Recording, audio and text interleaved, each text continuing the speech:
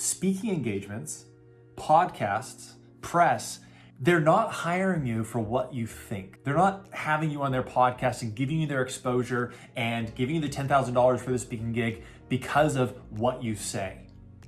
They're giving you that speaking spot or that podcast exposure because of the energy that you are bringing to their venue. Here's an example. Kyla, client of ours. We've helped her land a couple different TED Talks, some speaking gigs. She's a fantastic human being, totally on a mission. She comes to me a little while ago. She says, hey, Taylor, how do I land more paid speaking gigs? She's like, I love the TED Talks and all that stuff, but how do I start converting it into money? And I said, well, Kyla, what are you using right now? Like, what's your thing? What's your mission? What's your purpose?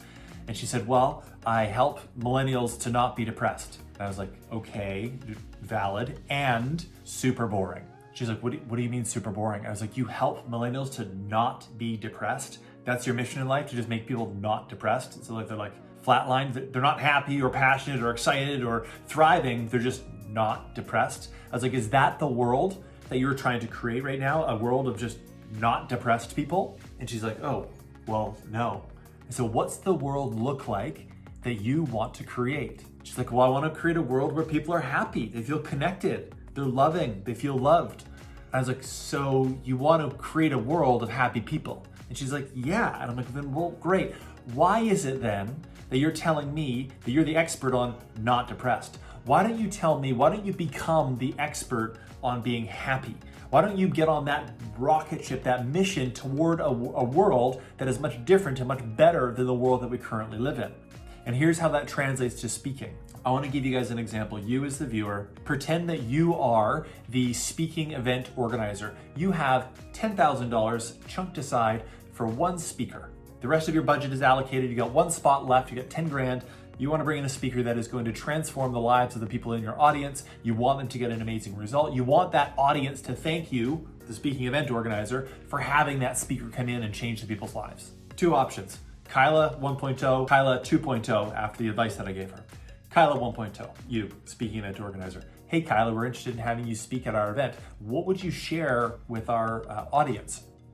Kyla, oh, well, I help millennials to not be depressed. I talk about how they can reduce screen time and how they can make new friends and connections and how they can kind of get over some of the anxiety that they're feeling. Okay, again, not bad and very valid and needed in this world. Kyla 2.0. For the last year of my life, I have been obsessed with happiness. What is it that makes the happiest people on earth feel the way they do? What is it that makes people live the longest on earth? I've spent the last year of my life researching and traveling to Bhutan, Denmark, Costa Rica, the countries on earth that are continuously voted the happiest, that have the largest accumulation of happy, fulfilled human beings on the planet. I've studied the blue zones, the 5 areas on our planet where people live the longest.